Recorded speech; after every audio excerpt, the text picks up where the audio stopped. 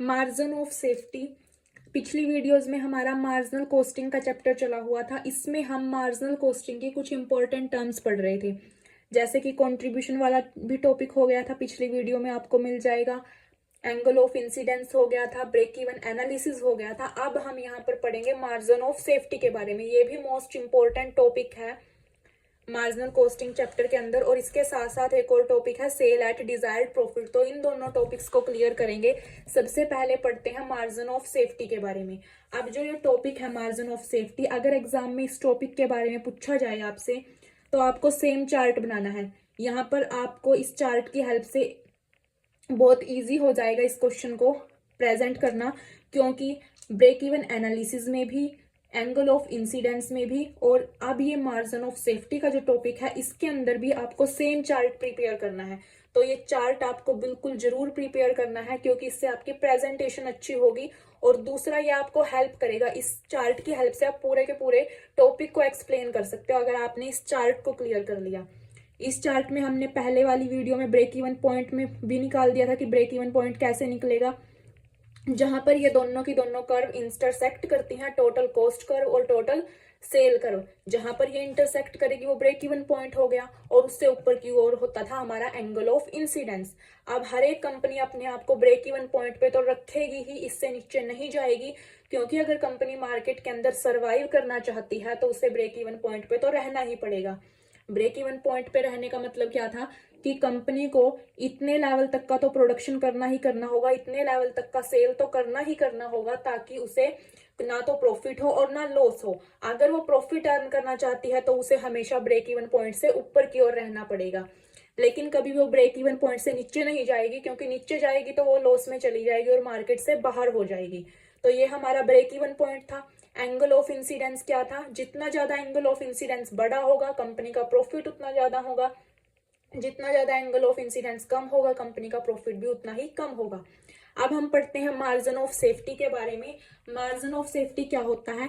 Actual में जितनी cell की कंपनी ने, वो सेल और sale at break even point और ब्रेक इवन पॉइंट तक की कंपनी की जो सेल थी, उन दोनों के बीच में जो डिफरेंस होगा वो होगा मार्जिन ऑफ सेफ्टी। मतलब मार्जिन ऑफ सेफ्टी ये हेल्प करने में, ये फाइंड आउट करने में हमारी हेल्प करता है कि कंपनी कितनी ज्यादा सेफ है, कितने लंबे टाइम तक मार्केट में एग्जिस्ट कर सकती है। अगर कंपनी का मार्जिन ऑफ सेफ्टी बड़ा है, ग्रेटर है, तो वो कंपनी बहुत ज्यादा सिक्योर है, अच्छी है, प्रोग्रेसिव है, ज्यादा प्रॉफिट अर्न कर रही है। तो ये डिपेंड करता है मार्जिन ऑफ सेफ्टी पर कि कंपनी या फिर बिजनेस हमारा कितना ज्यादा सिक्योर है।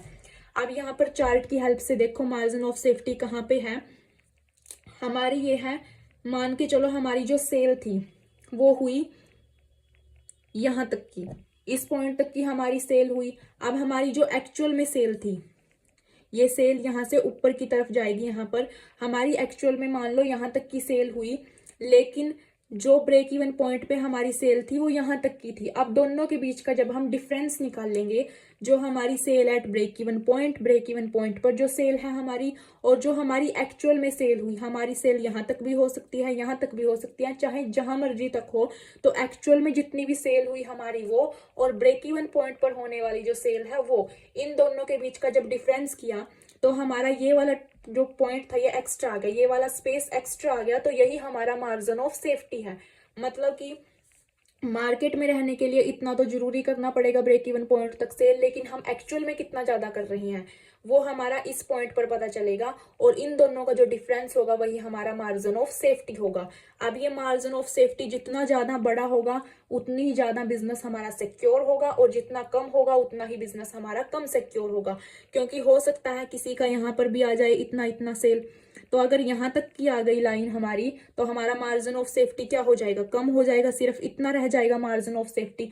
अब अगर मार्जिन ऑफ सेफ्टी कम हो गया तो हो सकता है कभी भी वो बिजनेस हमारा, हमारी जो सेल है वो और ज्यादा कम हो गई यहाँ पर आ जाए, तो हमारे लिए लॉस होगा। तो मतलब सिक्योरिटी कम होगी वहां पर, जितना ज्यादा बड़ा होगा उतना ज्यादा सिक्योर होगा।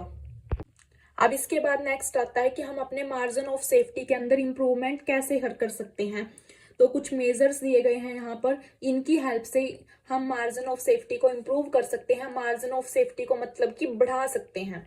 कैसे? By increasing in the selling price. Selling price को इंक्रीज करके, सेलिंग प्राइस हमारा इंक्रीज होगा जब, तो हम क्या कर सकते हैं? ज्यादा प्रॉफिट अर्न कर सकते हैं।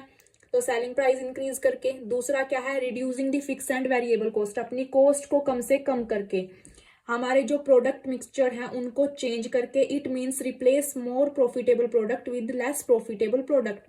कुछ हम ऐसे प्रोडक्ट का प्रोडक्शन कर रहे हैं जो हमारे लिए बहुत कम प्रॉफिटेबल हैं, तो उनको हम प्रोडक्शन या तो बिल्कुल ही बंद कर दे क्योंकि वो हमारे लिए प्रॉफिट जनरेट नहीं कर रहे, या फिर उनका प्रोडक्शन हम थोड़ा कम कर सकते हैं। और कुछ ऐसे प्रोडक्ट जो हमारे लिए ज़्यादा प्रॉफिटेबल हैं उनका प्रोडक्शन हम इंक्रीज करके भी मार्जिन ऑफ सेफ्टी को इम्प्रूव कर सकते हैं, हमारी प्रोडक्शन कैपेसिटी को इंक्रीज करके। अब अगर मैनेजमेंट को लगे कि हम जितना प्रोडक्शन अभी कर रहे हैं इससे ज़्यादा प्रोडक्शन करना हमारे लिए पॉसिबल है, तो हम और ज़्यादा प्रोडक्शन करेंगे और ज़्यादा सेल करेंगे, ज़्यादा प्रॉफिट होगा, तो हमारा मार्जिन ऑफ सेफ्टी अपने आप इम्प्रूव होगा। To replace the product which are more profit oriented, ऐसे प्रोडक्ट्स को रिप्लेस करके, मतलब कि हमारे पुराने वाले प्रोडक्ट हो सकता है ज़्यादा प्रॉफिट जनरेट ना कर सकते हो, तो उनको रिप्लेस कर देंगे हम नए प्रोडक्ट से, ऐसे प्रोडक्ट से जो हमारे लिए ज़्यादा प्रॉफिट जनरेट करते हों। तो इन सब की हेल्प से, इन सब पॉइंट्स की इम्प्रूवमेंट की हेल्प से हम मार्जिन ऑफ सेफ्टी को इंक्रीज कर सकते हैं और अपने बिजनेस को और ज़्यादा सिक्योर कर सकते हैं। तो मार्जिन ऑफ सेफ्टी क्या हुआ, इसका कंक्लूजन यही निकला कि जितना ज़्यादा हमारा इंक्रीज होगा उतना ही हमारे लिए बेनिफिशियल है, हमारा बिजनेस उतना ही ज़्यादा सिक्योर होगा।